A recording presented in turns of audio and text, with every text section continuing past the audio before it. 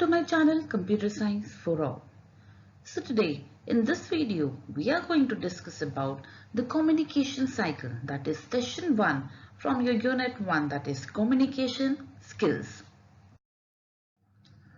Okay, so before we start discussing the entire communication cycle, let us see what is communication. Communication is a process of transferring or sharing information between two or more people. Communication का meaning क्या हुआ कि जब भी हम किसी भी information को दो लोगों के या दो से ज्यादा लोगों के बीच में ट्रांसफर करते हैं, उस प्रोसेस को हम बोलते हैं communication. That process is known as communication. अब जब हम कम्युनिकेशन की बात करते हैं तो कम्युनिकेशन एक टू वे प्रोसेस होता है जहाँ पे एक सेंडर होता है और एक रिसीवर होता है. सेंडर जो मैसेज भेज रहा है और रिसीवर जो मैसेज या इंफॉर्मेशन को रिसीव कर रहा है. इसीलिए हम कम्युनिकेशन को एक टू वे प्रोसेस बोलते हैं. The scope of communication is not limited to one or two people. Instead, it involves the whole society. So, man is a social being and cannot remain in isolation. So, it is his basic need to interact with others. तो जब हम communication की बात करते हैं, communication एक या दो लोगों के बीच में limited नहीं होता, क्योंकि as a human being हम सबको जरूरत होती है किसी ना किसी से बात करने की, किसी से इंटरैक्ट करने की, to share our feelings, to share our thoughts. So that is why we say that communication is not only limited to two people, but it is a process which involves the whole society, because everybody in the society needs to communicate. We communicate every day with our family, teachers, friends and pets. हम अपनी family से, teachers से, friends से, सबसे communicate करते हैं अपनी daily life में, right? The need for communication has evolved from the stage of early humans and sign language, which contributed to the development of verbal and written messages. तो ये जो need of communication है ये आज evolve नहीं हुआ. The need of communication has evolved from the early human times. तो जब अर्ली ह्यूमन टाइम्स की हम बात करते हैं, it contributed to the development of two categories of communication. एक होता है आपका वर्बल कम्युनिकेशन, जो कि हम when we are speaking, we are talking, right, and the other one is written communication, where we send our message in the form of written form, right, in the form of writing.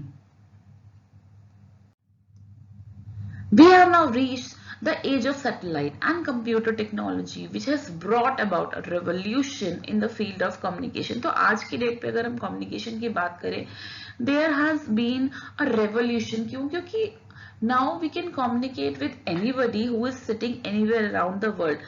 I just have to make one call.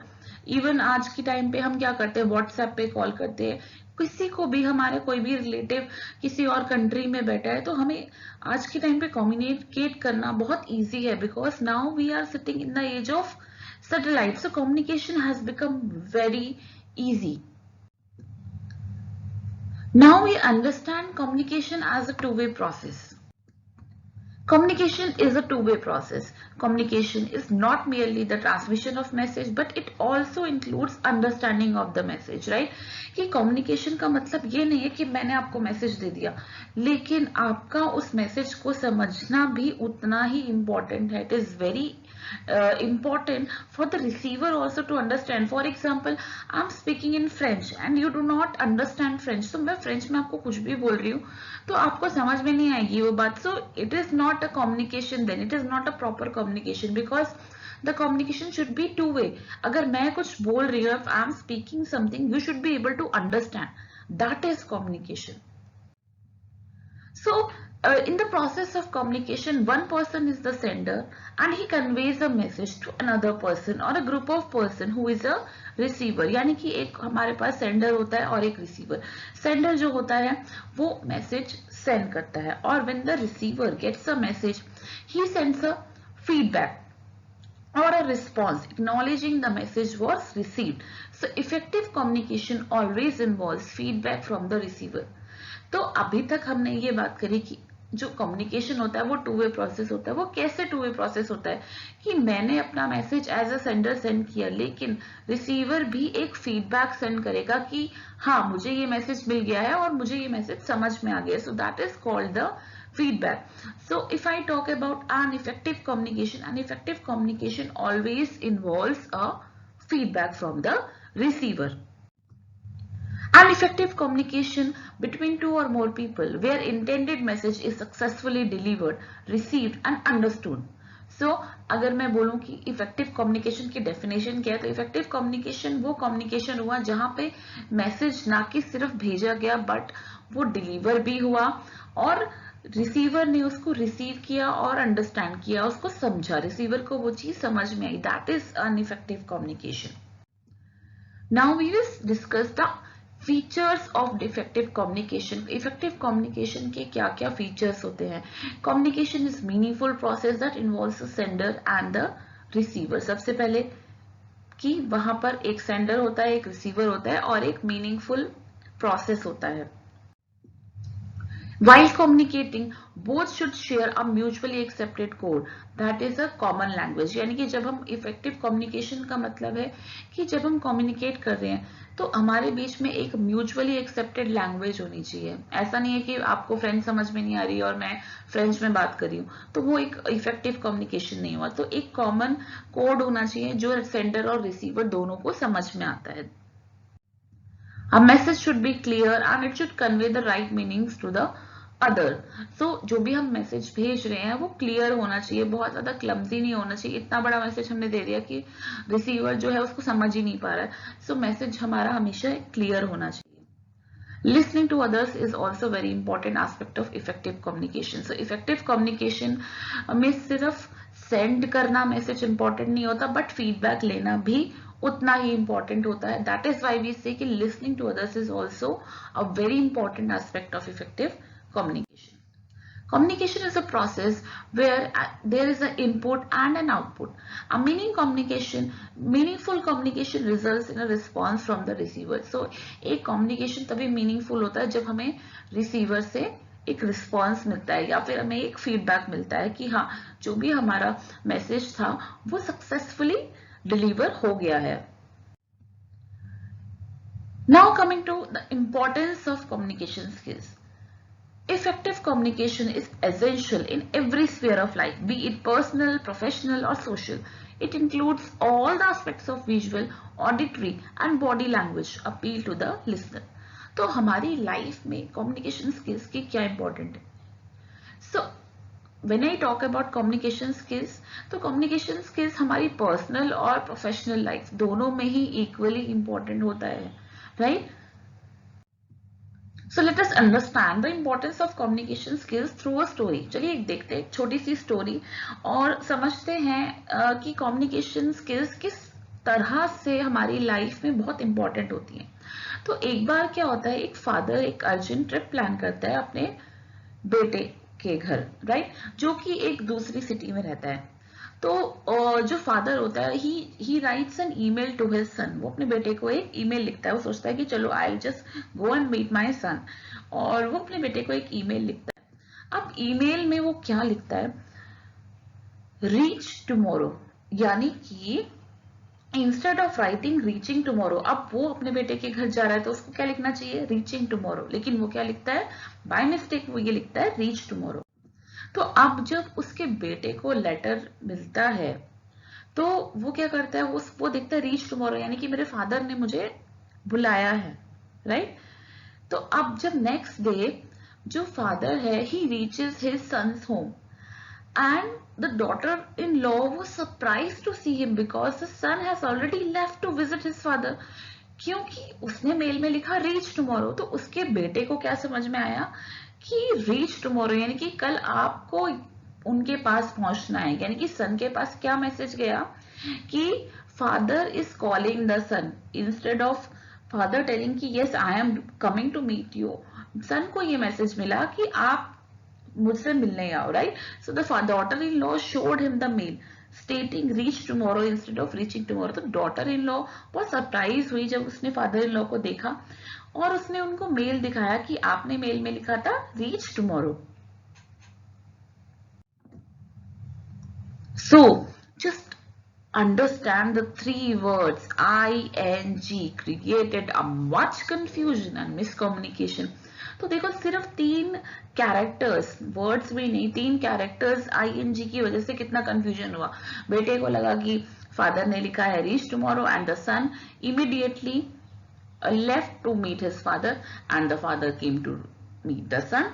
So that is why instead of receiving the message, the father was arriving the next day, the son got the message that his father was asking him to come the next day. So this example illustrates the importance of sending a message and receiving accurately. So miscommunication can cause serious problems and it can have a far-reaching consequences, resulting in the loss of time, money, trust and may also impact the relationships. इसीलिए communication एक बहुत important होता है जब भी हम message भेज रहे हैं या रिसीव कर रहे हैं, यानी कि मैसेज भेजना भी नहीं, मैसेज को समझना भी उतना ही इम्पोर्टेंट है। यहाँ पे फादर ने गलती क्या करी कि उसने बहुत जल्दी में एक मैसेज लिखा और सन ने क्या किया, उसने भी फादर से पूछना जरूरी नहीं समझा कि क्या उनकी जो भी उन्होंने मेल किया उसका क्या मीनिंग है। यानी कि यहाँ पे दोनों जगह से गलती हुई है, रिसीवर से भी और सेंडर से भी। अगर सन फोन करके ही पूछ लेता फादर से या मेल पे पूछ लेता कि what do you mean, are you coming tomorrow और do you want me to come tomorrow, तो भी ये कम्युनिकेशन जो था वो बेटर हो सकता था। लेकिन यहाँ सेंडर और receiver, because of both the people there was a miscommunication. So here this is the best example you can take, but कितना important होता है effective communication life में। Now impact of effective communication, जब communication effective होता है तो हमारे आसपास के लोगों पे क्या impact होता है, what is the impact on us or what is the impact on the people around us। सबसे पहले it encourages active participation in group discussion and cohesive teamwork। Active participation होता है ग्रुप डिस्कशन में। जब communication effective होता है तो obviously सब लोग उसमें पार्टिसिपेट करते हैं। It helps in building relationships with others, so it also helps in building the relationships. It enables a leader to cultivate a sense of common goal amongst the team members and drive them to work in a spirited manner। तो एक leader जो होता है अगर वो effective communicator है तो वो अपनी टीम को मोटिवेट कर सकता है to go towards a common goal. Ability to communicate effectively builds your confidence and equips you to respond and articulate aptly in any situation। अगर आप एक इफेक्टिव कम्युनिकेटर हो तो आपका कॉन्फिडेंस भी बिल्ड होता है और ये आपको सिखाता है कि किस कंडीशन में, किस सिचुएशन में कैसे रिस्पॉन्स करना चाहिए। Effective communication helps in handling various conflicts or misunderstanding in the organization। So effective communication always helps in handling the misunderstanding also। Effective communication saves time and reduce stress and anxiety levels। अगर हम effective communicator हैं तो ये हमारा time भी save करता है, क्योंकि अगर एक कम्युनिकेशन इफेक्टिव है तो बहुत इजीली वो हमें समझ आ जाती है, तो इस तरीके से हमारा टाइम सेव होता है और it reduces our stress also, क्योंकि हमें बहुत ज्यादा टेंशन नहीं होती कि हाँ हमें ये चीज समझ में नहीं आई। So this way it reduces the stress and anxiety. It fosters success in professional and personal life। Obviously, if we are effective communicator, then we surely be successful in our personal life as well as professional life। Okay, तो ये तो था हमारा impact of communication and importance of effective communication। Now we come to the elements of communication। So as discussed before, communication is dynamic and it is a two-way process। तो यहाँ पे हमारे पास एक डायग्राम है छोटा सा जो कि हमें एसेंशियल एलिमेंट्स बता रहा है एक कम्युनिकेशन प्रोसेस के। तो अभी तक मैंने आपको बोला था कि हमारे पास एक सेंडर होता है और एक रिसीवर होता है। इसके बीच में हमारे पास ऑब्वियसली जब हम सेंडर जो है वो मैसेज ट्रांसफर करता है रिसीवर को एंड रिसीवर जो है वो रिस्पॉन्स या फिर फीडबैक देता है, right. And there is two more things, encoding and decoding, जो भी हम ये सारे पॉइंट्स है ये हम डिस्कस करेंगे इन डिटेल्स नाउ। सबसे पहला हो गया हमारा मैसेज। मैसेज क्या होता है, जो भी सेंडर रिसीवर को इंफॉर्मेशन भेज रहा है वो होता है हमारा मैसेज। Sender जो information भेज रहा है, the person who is sending the message, the person who is conveying the message is the sender. Encoding. Now as I said कि how the message is formed, that is known as a encoding of the message कि message को किस language में form किया गया है, for example that is called the encoding. Then communication channel, किस medium से हम मैसेज भेज रहे हैं, क्या हम मेल से भेज रहे हैं, हम फोन कर रहे हैं, हम लेटर लिख रहे हैं, that is known as the communication channel. Receiver, receiver कौन होता है, जो भी पर्सन मैसेज को रिसीव कर रहा है, that person is known as the receiver. Decoding means how the message is interpreted कि हमने एक एनकोडिंग किया. एनकोडिंग मीन्स हमने उसको किस फॉर्म में भेजा और किस फॉर्म में वो डिलीवर हुआ या फिर किस फॉर्म में रिसीवर ने उसको इंटरप्रेट किया, that is known as the decoding of the message. Next and very important thing is the feedback. Feedback means what is the response from the receiver. जो रिसीवर रिस्पॉन्स भेजता है उसको हम बोलते हैं feedback. Now after the all elements and importance of effective communication, let's understand the barriers of effective communication. Barriers means क्या क्या रुकावटें हो सकती हैं एक effective communication को करने में. So सबसे पहले barrier क्या होता है, कोई भी ऐसा factor चाहे वो सिचुएशनल हो चाहे वो एनवायरमेंटल हो जो कि प्रिवेंट करता है रिसीवर को मैसेज को समझने में और रिसीव करने में. And these barrier lead to misunderstanding and confusion between the sender and receiver. Some of the significant barriers are guided by nature and purpose of communication as well as the relation between the sender and the receiver. सबसे पहले हमारे पास होते हैं environmental barriers. Environmental barriers क्या होते हैं, environmental barriers जो होते हैं वो फिजिकल कंडीशंस होती हैं जो कि एक कम्युनिकेशन प्रोसेस को अफेक्ट करती हैं. जैसे कि एक रूम के अंदर अगर अनकंफर्टेबल सीटिंग अरेंजमेंट है या पुअर लाइटिंग है जिसकी वजह से रिसीवर और सेंडर एक दूसरे को देख नहीं पा रहे, या फिर there are unhygienic room conditions, तो वो क्या करता है, जो भी लिसनर्स होते हैं या रिसीवर्स होते हैं उनको डिस्ट्रैक्ट करता है. सो इस टाइप के जो बैरियर्स होते हैं उनको हम बोलते हैं communication barriers. Next we have the situational barriers. Situational barriers हो गए अगर कोई ऐसी सिचुएशन है जहां पे बहुत ज्यादा शोर है एक रूम के अंदर, तो अब अगर मैं कोई बात बोलना चाहती हूँ या फिर बहुत लाउड म्यूजिक चल रहा है या फिर हमारे पास में कुछ जनरेटर चल रहा है जिससे बहुत ज्यादा लाउड नॉइज आ रहा है, तो अगर मैं एक मैसेज कम्युनिकेट करना भी चाहती हूँ, I will not be able to communicate because of the situation, because the situation is like that. So situational barriers are the barriers which are the factors like distance, noise or distraction which cause disruption in the communication process. Next we have individual barriers. Individual barriers हुए जो हमारे अंदर होते हैं, हमारे as a individual हमारे अंदर जो issues होते हैं, like I have an attitude wherein I do not want to explain the thing again and again. कि मैंने एक बात बोली, मेरे पास I am very attitudinal that I will not make the other person understand the thing again and again. कि अगर receiver ने एक फीडबैक दिया मुझे कि मुझे ये चीज समझ में नहीं आई, so I am not going to repeat. Inattention यानी कि रिसीवर ही अटेंशन नहीं दे रहा है मैसेज को, तो ऑब्वियसली वो उस मैसेज को समझ नहीं पाएगा.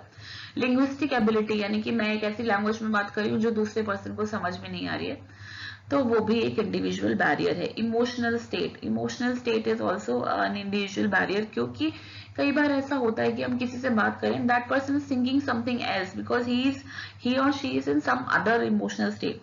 So these categories of barriers, these types of barriers are known as the individual barrier.